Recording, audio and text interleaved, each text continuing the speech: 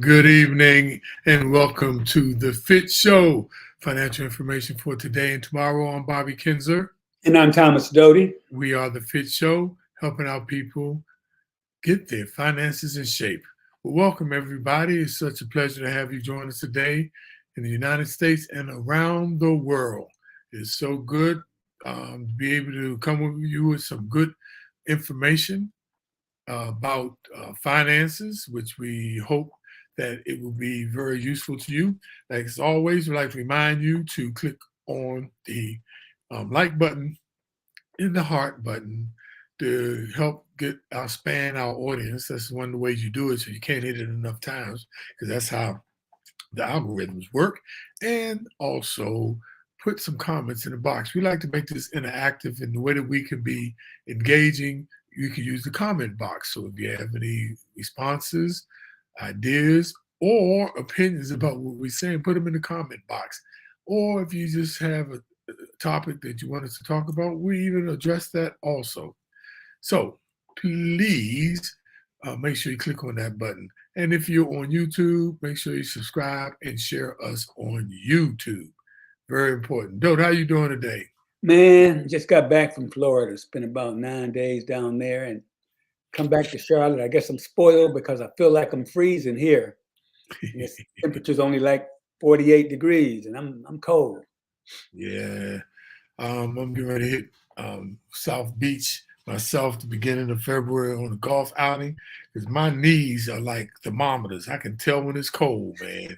Good Lord have mercy. But you know, that's how things are. Though last week we had a wonderful show about minimizing taxes in retirement, which was pretty good. But we're going to first jump into our number one topic at the top of the show, which always kicks us off, is let's talk about the stock market, though. Oh no, today was a rough day. Not only Didn't have to use your AK. yeah, it was a rough day. And the rate increase was expected, and they actually lowered the amount. It was only a half a basis point. But the problem was that there was some weakness in retail sales and some weakness in the manufacturing areas, which kind of led to a sell-off, and people were dumping stocks, and market took a pretty big hit today. And for the last week, the Dow was down about 500 points, or 1.6%. NASDAQ's down 280 points, or 2.5%. Microsoft, which has been going up and down, it's only down 1 point, but that's because it had a pretty good run up because a couple of different publications picked it as the number one stock for 2023. Now Tesla is still struggling, and again, I think that's because of all the turmoil that Elon Musk is having with the Twitter business, and people are wondering about his focus on Tesla. Apple took a pretty big hit. A lot of their production facilities are in China, and they're still having trouble with COVID. They dropped the COVID restrictions, and they had a crazy high number of infections. So keep an eye on that. And Pfizer's actually up a little bit. They've had some good news, and it's again, it may be that's a stock I invested in for dividends, but it's doing okay. It's paying a decent dividend, and I'm expecting to see some increase. So tough week, got to hang in. A few people are still talking recession, but you still have more people who do not feel there'll be a recession.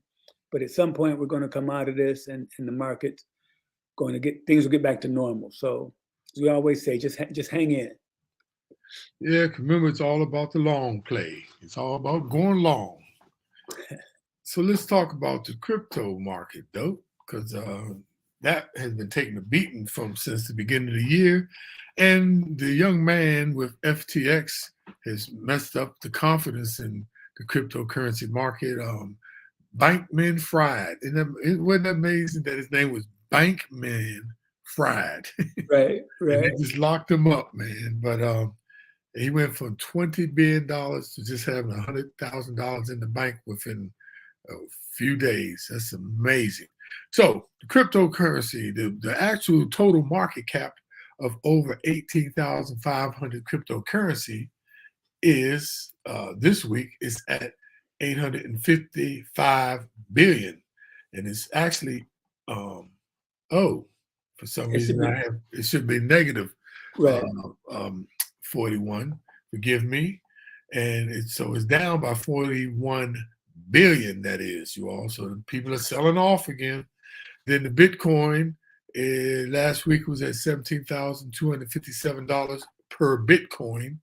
This week is at 17,421. That's an increase, believe it or not, of $164 million. No, I'm sorry. That's not million. That's just $164 because it's man, I got Right. all kinds of mistakes today, don't I, though? Forgive me, my people. Oh, let my people go. But it's $164 up per Bitcoin. Then you have Ethereum, which was at 1,000 last week, $282. This week it's down by $11. And the stable coins, which is Tether USDA, which is pegged to the dollar, and believe it or not, it's up by $1. And Dogecoin is actually going down again. Is down 1 cent from 9 cents last week.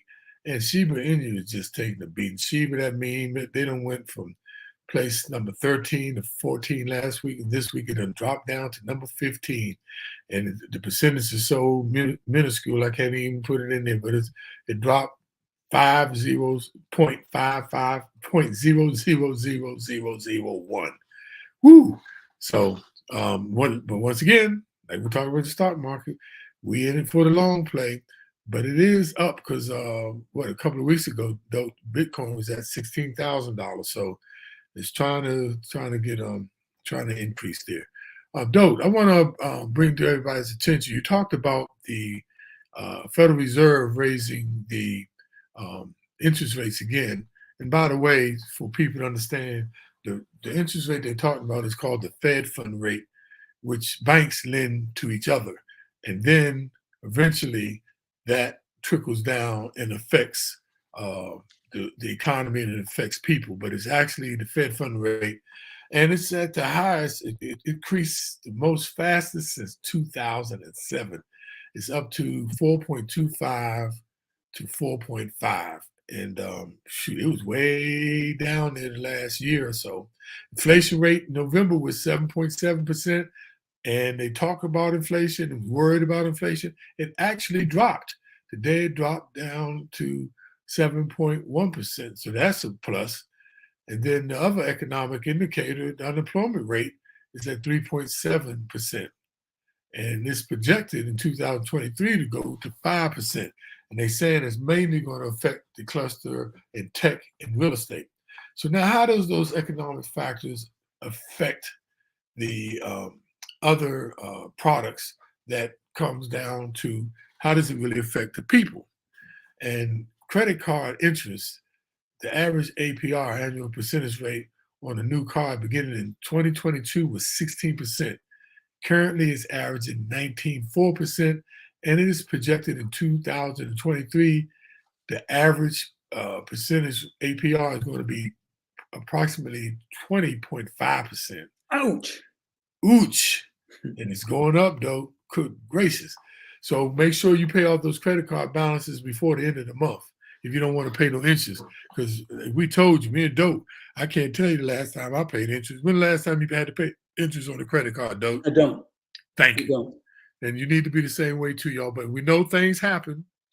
And you need that card for some large incidentals purchases, but try not to, go over your spending limit and be able to pay that off, because if not, you're going to be hit with that 19.4% that's going currently. Look, Dope, the 30-year fixed mortgage rate. Now check this out, Dope.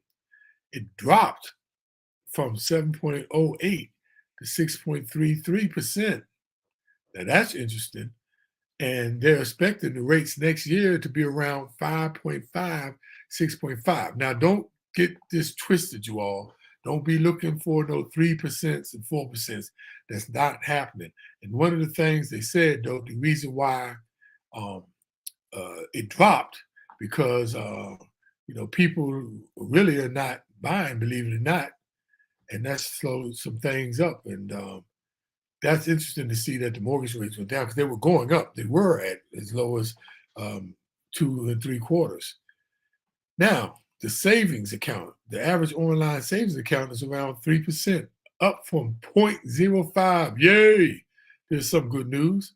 And the 1-year CD climbed from 0.6%, 0.6, make sure y'all got that right, to now it's over 4% in December. Now, don't check this one out. Car loans hovered around 4 or 5% for 10 years. Now the average for prime credit consumers, that's right, real good high credit, like I'm talking about over 740, over 760. It's at 6.86 and 8%. And that's for new or late model used cars. Remember, that's for prime consumers with actually really very good credit.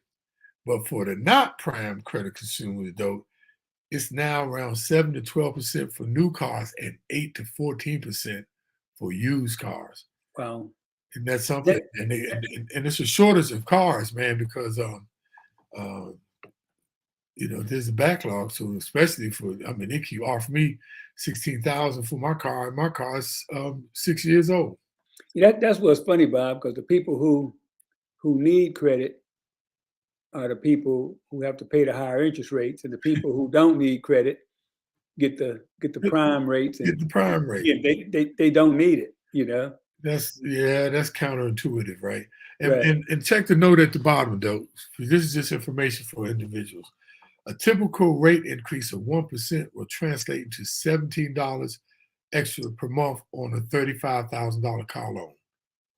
Just a 1% increase in that credit rate can translate to $17. That's why you need to make sure, you look at those rates and get that credit down so you're not, paying exorbitantly for the credit.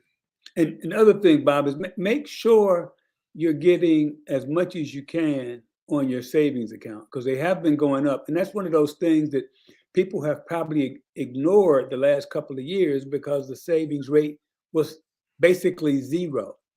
But now that the rates have moved up to the 3 to 4% range, make sure you're getting that on your savings account.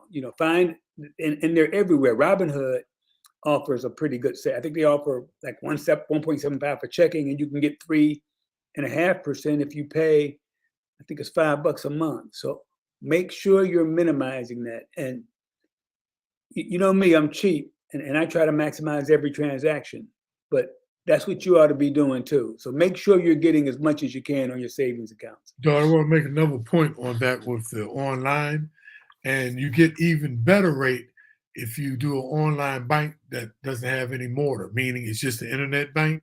They are giving higher savings and rates and CD rates and money market rates because they don't have the mortar. They don't have they don't have a physical building. And so you can look at that and look them up. Make sure it's legit. Make sure it's legit. And legit means make sure it's insured by the FDIC. That's how you tell if it's legit. Because if it's insured by the FDIC, you can go on FDIC.gov and find out if that bank is actually insured, and that way it's legit. Because there's a lot of scammers out there today, Joe. And that's a topic we're going to talk about in just about every show we do from now on. You got to do the work, and take that step to make sure it's legit before you invest some money. And building wealth takes work. It does. Yeah. We're not trying to say it's easy, but you got to put the work in. But let's get on our topic. But before we do, we got to close the loop on something we talked about last week. We discussed minimizing taxes in retirement, and we feel we kind of left you with the wrong impression. Okay, we just want to make sure we're clear on something. In the article, I think the guy's name was David McClellan. we refer to it as a tax bomb in reality. And in reality, it's you got to pay a lot of taxes because you've saved a lot of money. And so we said tax bomb, but if you were to ask any 40-year-old, would they take having a whole lot of money and having to pay a whole lot of taxes? They'd sign up for that immediately. Anybody would. Right. So we kind of gave the impression, I think we did anyway, that it's a problem, but it's not really a problem. It's just a situation that needs to be managed. You know, we gave you some tips to do that, and we feel that you're in this spot. You're not in a bad place. You know, you're not in a bad. You didn't do anything wrong. You know, and again, because I'm in that same position too. I never thought I would accumulate as much money as I did, and a lot of that is in before tax savings. And so what I'm doing is what we recommended you guys do, is take some steps to make sure you minimize your taxes and optimize your wealth. And so we just want to make sure you get that. We kind of gave the impression that you did something wrong if you saved a lot of money and got to pay taxes. Bob always says, hey, when you got to pay a lot of taxes, that means you made a lot of money. So just make sure you keep that in consideration. It's not something bad. It's just something that needs to be managed because you need to minimize what you pay in taxes. And that's the point we want to make sure you understand. That's good stuff though. And it's not a problem. And you know, the whole thing is, you know, our point is to get you to manage your situation and to optimize your wealth. That's our whole with all our discussions about minimizing taxes and savings and planning.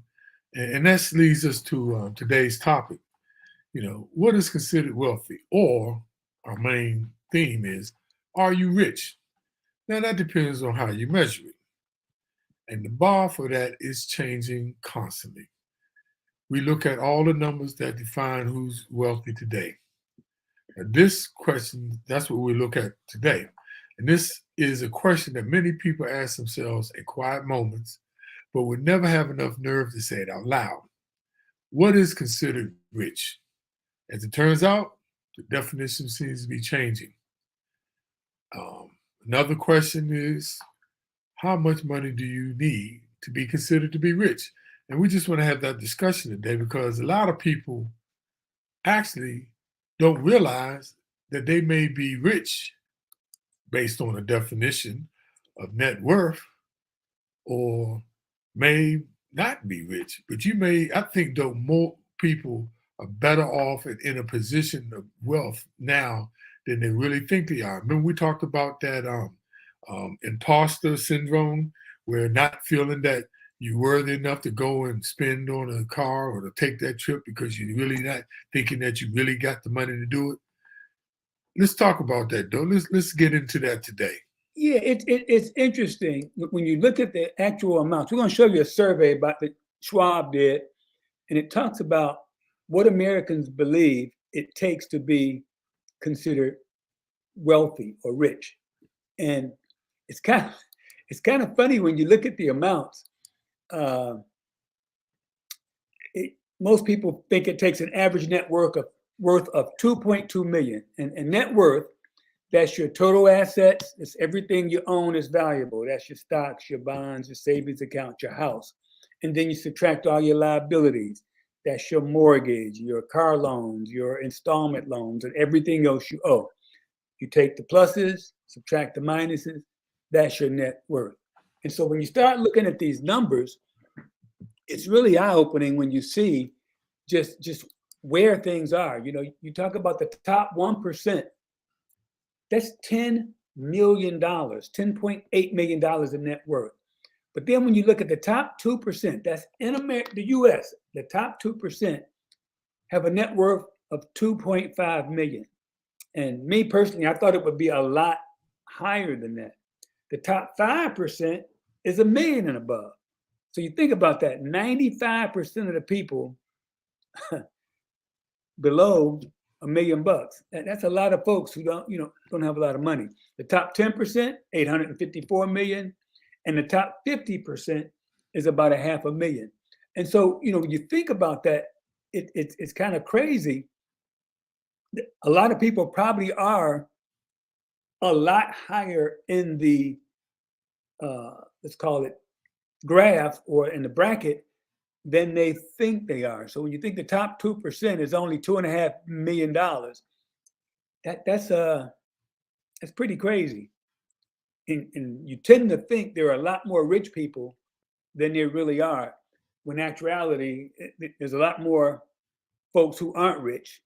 It's just the rich people are glamorized, they're on TV, you read about them, you see them, but most people are not rich. It's as simple as that. And I think we know that, and these numbers show it. But what is so interesting with these numbers, dude, about the top percentages? I know a couple of people on this StreamYard tonight that are in that top 5% and didn't know they were. And I know people who's in the top 10% who would never thought that they were in the top 10% in the United States. And that's what I was talking about earlier. A lot of people are doing off better than they really are. Now, I'm not telling you to go out there and just start spending, but like we talked about last week, relax. Don't put the pressure on yourself so much. So, I want to talk about the same survey, and they break it down by the average age net worth, average net worth by age. This is based on 2019. So the younger people at 35 and younger, the average net worth is $76,300. Now, dope, that's an average. Were you making after? Yeah, I think. Yeah, now I think I was making. No, but net worth. This is net worth. I was kind of shocked at that number. And then ages 35 to 44, the average net worth, remember, assets minus liabilities, was $436,000. These numbers kind of shocked me, though. No, they weren't shocking to me, Bob, because I think at that age, now I was lucky enough, I bought a house at 25. And then I moved. By the time I was 44, I probably had moved 4 or 5 times. And so I had a lot of value in my house, and I had saved a lot of money. So I'm probably was probably above average in most of those categories as I progressed through my career. So and that's the key. If you have a house and you've had a couple of trades up, and you probably did okay. But that's kind of what got me going was buying a house at such an early age, and the fact that I saved money like crazy. So, don't help me with this, because you know how our minds go. Usually they're one spectrum, and I'm at the opposite end of the spectrum. When I look at the 65 to 74 category age, net worth of $1.2 million. I just know with the salaries at the FDIC that pays anywhere between 20 to 25% more than the regular government. I know people that got to this number in 30 years pretty easily without taking like major risks. For sure. I'm talking about like just medium risk. So it's not hard to do, young people who are watching this show. It's just being consistent, like we always talk about, having the right portfolio mix of growth, with conservative and moderate risk, and just having the right plan and the right portfolio mix. You can get there really, really quick, though. Oh, Bob, and we talked about the power of compounding. Again, if the rule of 72s, if you're averaging, 9% a year, which is probably reasonable, right? Then your money doubles every 8 years. And so if you're talking somebody who's worked for 30 years and they're continually putting money in there, and their money's doubling every 8 years, they should be there. I mean, it's not hard to get there if you start saving early and can reap the benefits of compounding and compound interest. Compound interest is a wonderful thing.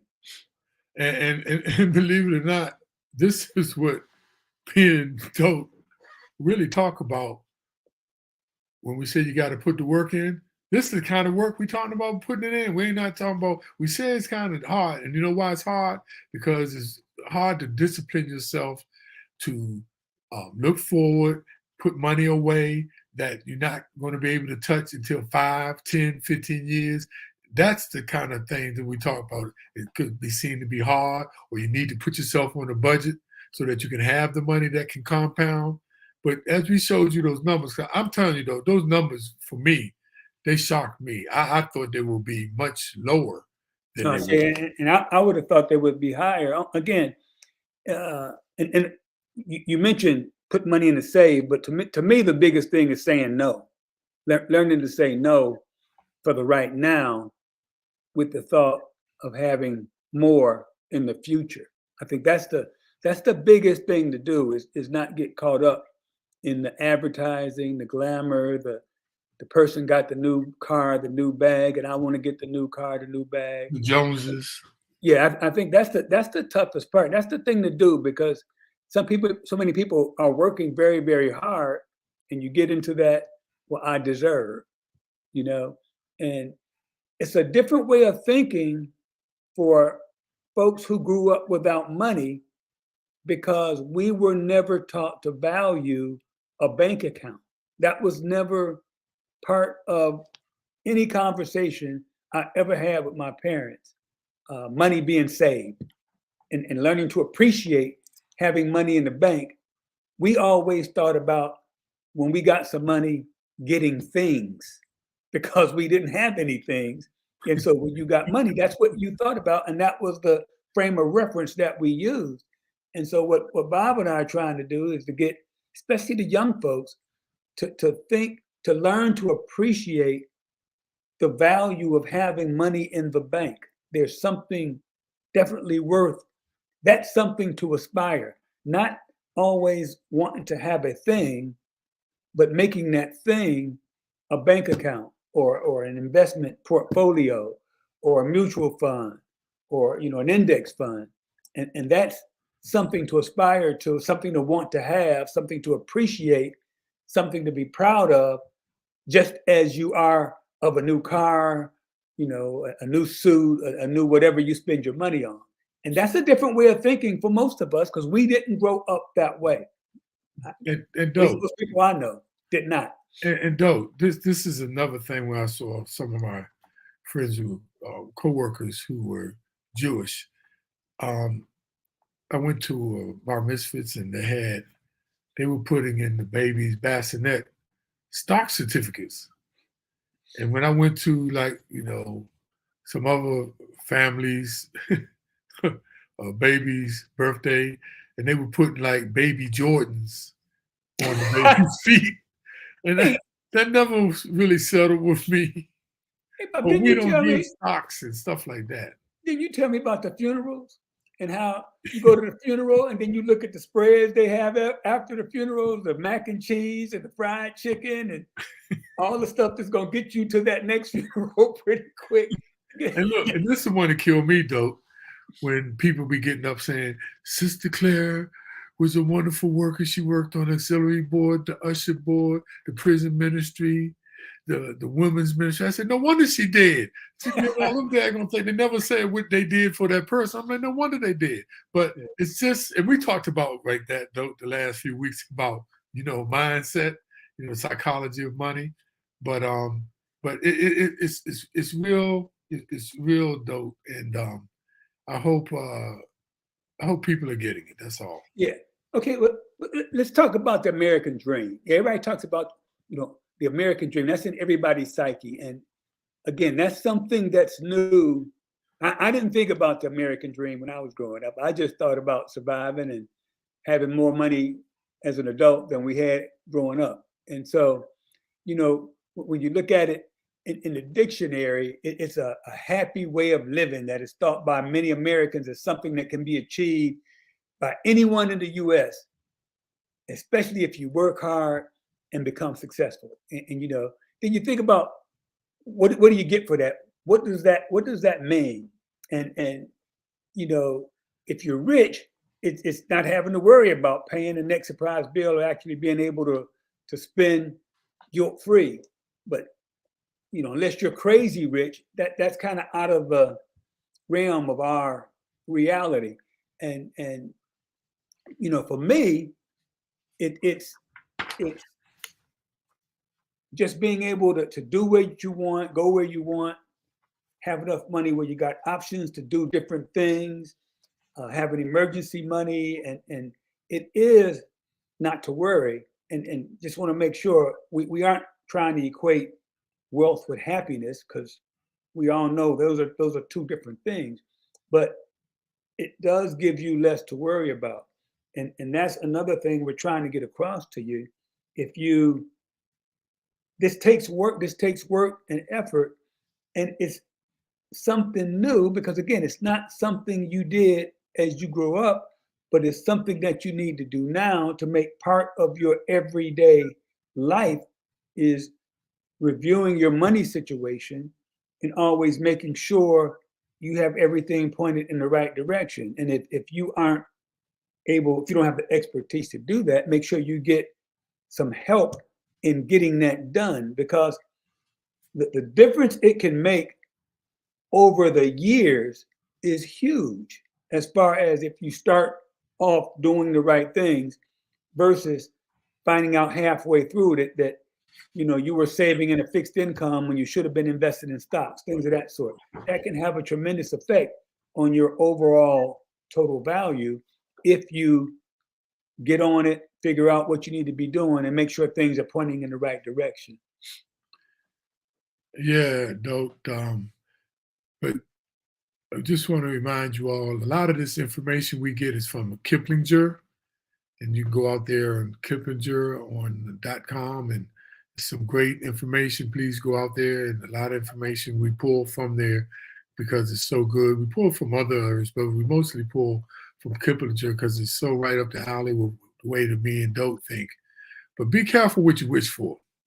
You know why?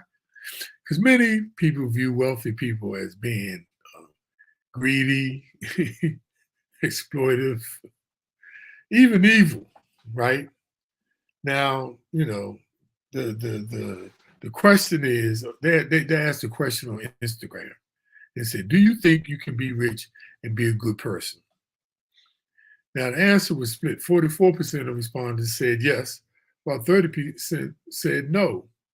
Now, we all know that you can be a jerk regardless of your net worth, but it's just strange that people get jealous of other people and of some of the things they themselves, you know, may want. I know a lot of religious people, you know, shun um, getting wealthy and getting rich, should I say, because they feel, you know, the devil takes over. And they always make this quote, and they say that from the Bible that that money is the root of all evil. And actually, that's not what it says. It's Timothy 6:10. It says, "For the love of money is the root of all evil." And everyone always tends to quote that particular scripture.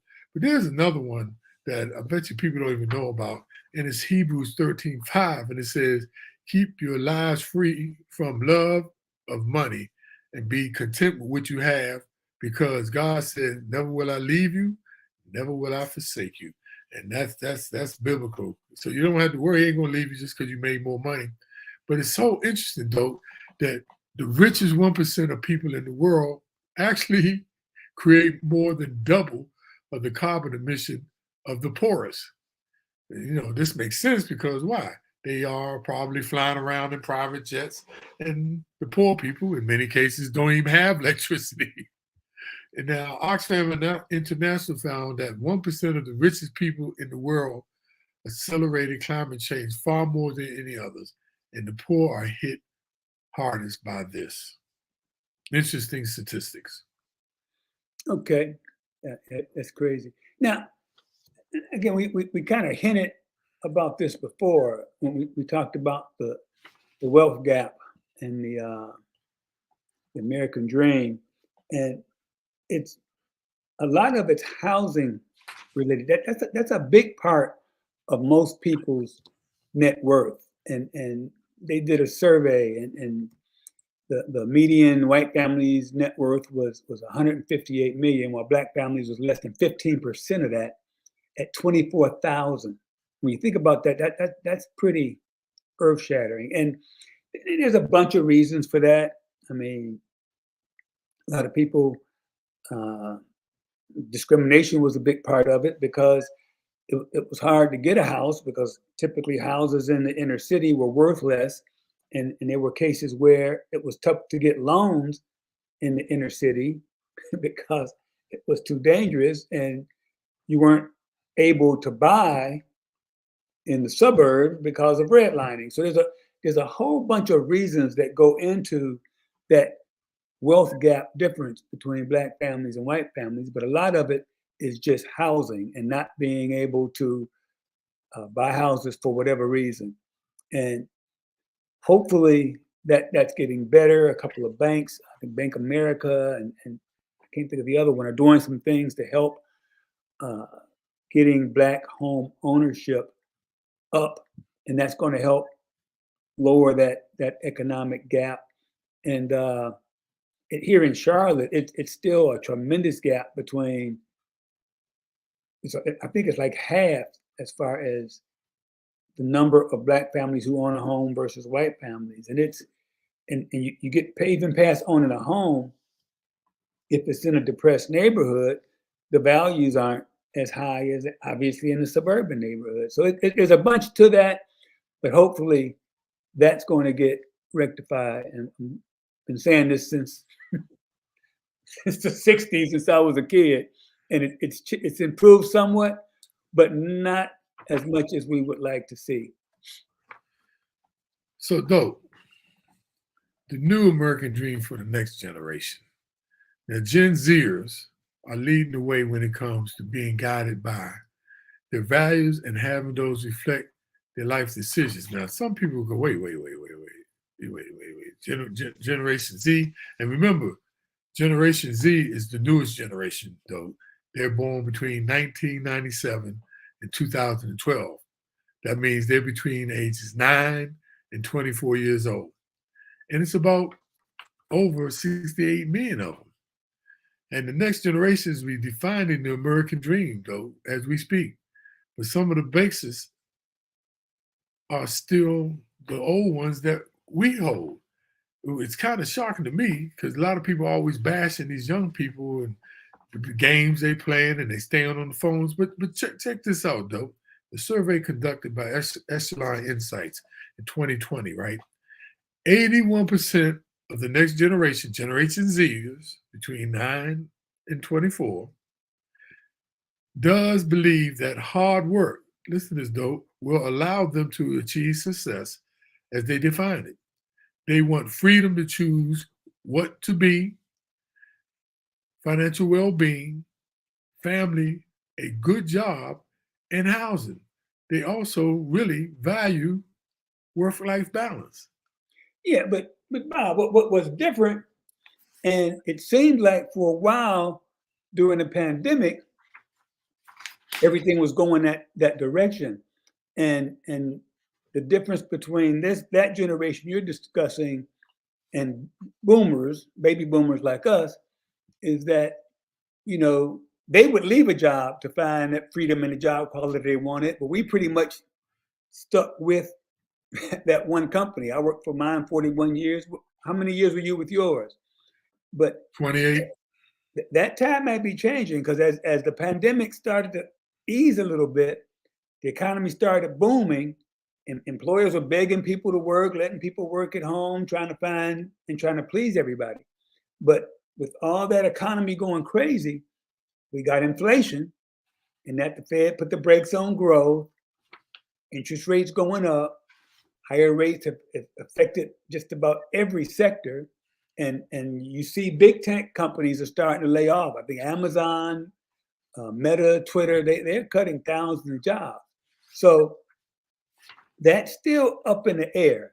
It's not how that's going to be. So it's going to be interesting to see how that's going to play off. And so, But notice what it says though.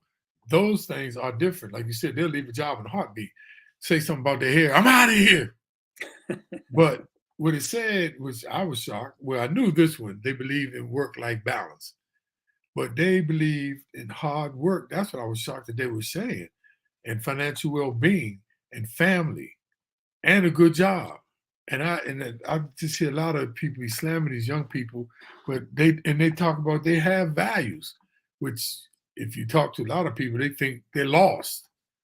So I was just kind of shocked with that though. yeah. So the next thing is, do you want money to be your measuring stick? So is more really better? I try to raise, my children to believe that, financial independence,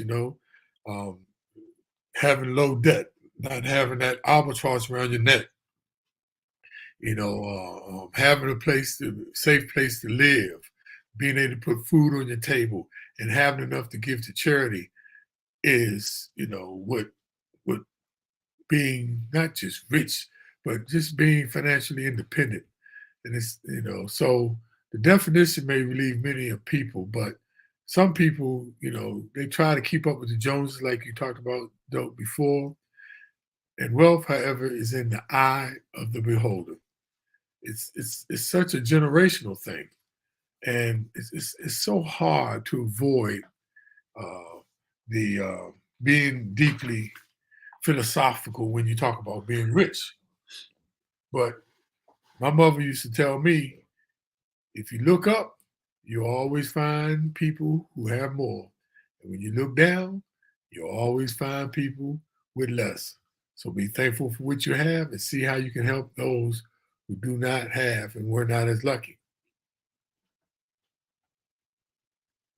Yeah, it's funny. You think about Rockefeller, the CEO of Chase Bank. They asked him how it feels to be the richest man in the world. And he said, it's not about the money. It's about the legacy you leave behind. And his quote was, "You will never see a hearse with a luggage rack." I never heard it put quite like that. That's a good one.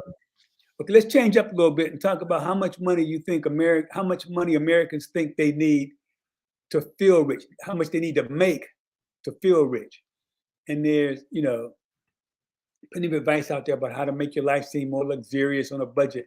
But when it comes to actually feeling rich, Americans, they always say a very high annual income is the key. And when you ask how much they need to earn annually in order to feel rich, the majority of Americans feel they need at least $200,000. Okay, which is, that's a pretty nice hunk of change. Many set their sights even higher. An annual income of $1 million or more was the most popular answer, and 22% of respondents said they needed to take in 7 figures to feel rich. And I don't know many people making 7 figures other than athletes. And again, I don't know them, but I don't think I know anybody making $1 million a year. But that's a lot of money. Yeah, and look at like 11%, which is, it's interesting how this pie chart is divided up 14, 11%, 11%, 18. It's not that big disparity, but these income bands do tend to change as you go. But, high income Americans said they need to make even more to feel rich. And when we say high income, we're talking about people that's making about 6 figures, because consumers broadly agree across age groups and racial demographics on the salary needed to feel rich. And I know all of us think about this all the time. How much do we really need to make sure that we be able to be providing for our kids, and even when we retire, that's always, a thought, and I get it. It's real. But so they said men want to earn more before calling themselves rich, with 60% of men needing at least $200,000 in income compared to 53% of women. Yeah, but you know what happens, and I don't know if you went through it, but I certainly did. I remember when I first started working, I started off making 12,600, and in my mind, if I could get to 50,000, I thought I'd be on easy street. But then once you get to 50, then you think, man, if I could get to 100, man, I'll have it made. I'll have, and then you get to 100. Then if I ever got to 150, I'd be done. Then you get to 150, and it keeps going. No matter how much more you make, you always in your mind think you need more. And I think that's the mentality for everybody. And instead of saying that if you're chasing money, you'll never have enough, because there is no end. Money, infinity is the biggest number. And I think that is so true. The more you make, the more you feel you need to make. And that's why with my kids, I always stress to them to fix your level of living, your standard of living. Once you get that fixed, you don't have to increase it every time you get more money. I think that's the key to getting rich and being successful financially, is not every time you make more to increase what you spend. Buy a bigger house because you make more money, buy a nicer car because you make more money. If you can get that standard of living fixed and take that additional money and invest it, you'll be way ahead 20 years down the road. It's interesting, though, that 39% of the people in the survey said that, earning less than $50,000, and similarly 34% earning less than $100,000 say in between $100,000 and $149,000 would make them feel rich. And it would, until they got there, and then they'd say they'd probably move that number up. And so, and experience may have given high earners a better idea of how much has previously made them feel rich. And so, again, the people who can really have their arms around where they're going, and as they get that extra money, think through it and not, again, inflate all their standard of living with that additional money. Those are the ones who you can start moderating and not feeling like you need so much more. And if you get somebody who's making a whole bunch of money and they're not managing it well, of course they're going to feel they need more money. But if you're managing it, even if it's 100,000, you can manage that well if you're smart, and you can still feel rich with that. And they call it lifestyle creep, though. When you start getting those little annual raises and your money go up, you inherently, once you get that increase, you spend more. Yeah. It goes up, and then you spend more again. It's called lifestyle creep. It happens, annually, when people get annually increases, and in the government, you get those increases. And it's so tempting to spend it instead of putting it in savings. But factors like family situations, like their personal assets and their goals, may also impact what is defined as rich, right? Because the 1% of top earners in the U.S. earn the median annual wages between $823,000, annual wages of $823,000 in 2020. Yeah, and you got to be aware the cost of living varies city to city. I mean, if you got 150,000 in Des Moines, Iowa, you're going to do a whole lot better than somebody who got 150,000 in San Francisco or New York. So it's all relative to where you are. But the most important thing is how you handle it, how you manage it. That's the key there. Yeah, that is so important, though. So, so let's admit, though, being rich starts with a state of mind. Being rich does not equate with being happy. What really matters is what is your own individual goals. Leaving a legacy behind for your kids, being able to do what you want, when you want, with who you want, wherever you want, for as long as you want. So it comes down to though having choices, having options, having opportunities, and having alternatives. So being rich comes down to what you want and how hard you are willing to work for it. It's plain and simple as that, you all. And with that, dope, that brings us to the end of this series of Are You Rich? I hope that helped some of you all. Some of you all may have found tonight that you just became rich and you didn't even have to play the lotto. And some of y'all might have found out tonight that you're not as rich as you are and you got to go to work tomorrow. So let's bring it on, dope, with the Okay. summary and takeaways. And the first one is being rich is different for everybody. Okay. You can make 50,000 and manage your money excellently and be frugal and be in control and feel like you're rich. So that number is no set definition. It's different for everybody. And know what rich means for you and you know work towards it. It's so important that you defined, because we said it. There's so many different definitions of rich, and it depends on the person. So it depends on you. But the thing is, define what that is and set your goals. We always talk about that. Define in that way, it'll help you with your goals, because you know those saying, shoot for the moon. If you miss, you fall upon the stars. You know, a ship without a rudder will land upon the rocks. Most people don't plan to fail, they fail to plan. Yep. And very importantly, you got to do the work. There's so many things involved with money. It's the old Puff Daddy song, "More money, more problems." And it's not more money, more problems. It's more money, more situations that need to be handled, more things you need to worry about. You need to worry about taxes. You need to worry about savings. You need to worry about risk.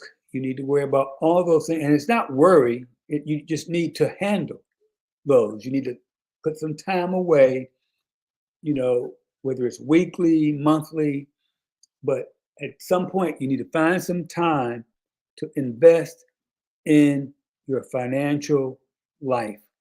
And it can make a huge difference in how much you end up with, and it can make a huge difference in how you maintain what you have. And the last one, dope, but not the least, remember, you can't take it with you. Dope. I ain't never seen a hearse with a bank truck behind it. That's my new one. How you like that? That's my Or a new one. luggage rack. That's my new one.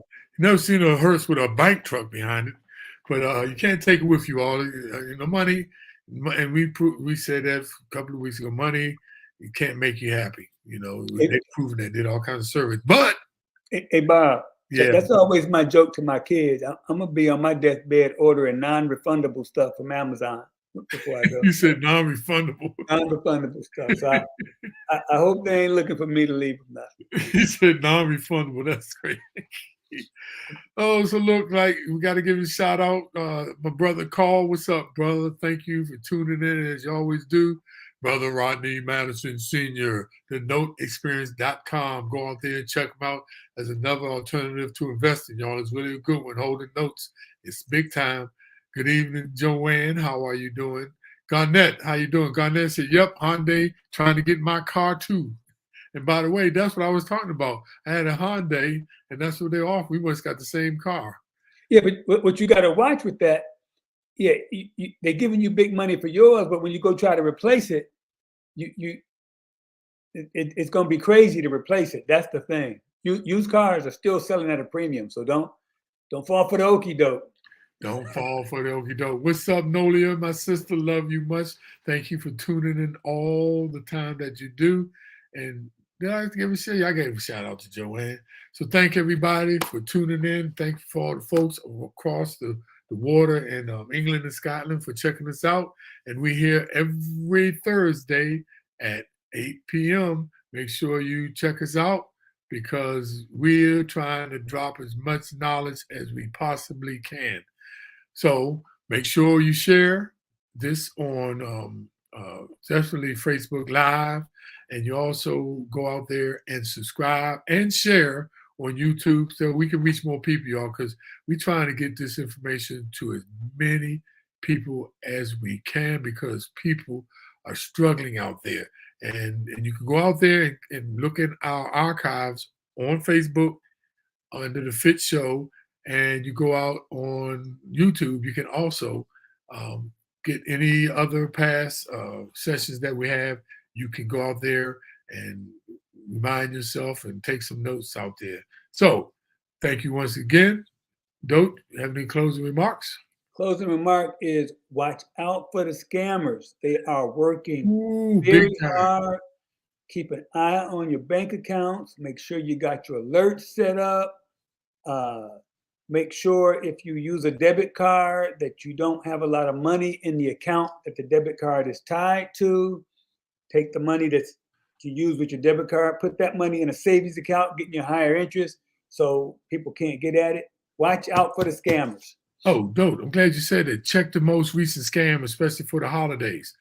A woman here in Bowie Muller went, I think it was Walmart, to get a gift card, right? The girl loaded it up, the cashier switched the card to a card that didn't have nothing on it and gave it back to the lady and said, hey, gave it back to the lady, gave another card, did the switcheroni on the woman, and she went to use the card. She found out, she went back and told them what happened, and they found out the girl switched the gift cards. When the lady loaded it up, she switched the card and gave her the one that didn't have any money on it.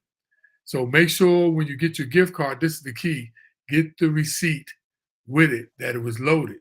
And then you can go back and say, hey, this, you have the receipt, it doesn't match the card. But that's the only way how the lady proved it. So Yeah. that's another scam, though. So I'm glad you brought that up. And it's a shame that, during this time when we celebrating the birth of Christ and whatever holiday that you celebrate, it's that season, but you got to be diligent with your money because people are looking to steal it. So stay on top of your money. So dope. I'm actually writing a book right now, and we'll be coming out for consumers. It's called How to Keep from Getting Got. How to overcome those marketeers, sellers, and scammers. So look out for How to Keep from Getting Got, because you got to get so you don't get got. Sound like a Chuck Brown record, don't it? All right, y'all, take it easy. See you next week, right? Dope. Dope. And then next week, can you believe next week is Christmas? Yeah, that'll be our last show for the year. Yes, that's the last show for the year. So make sure you tune in and tell other people. All right, you all. Peace, and thank you so much for tuning in to the FITT Show. Financial information for today and tomorrow.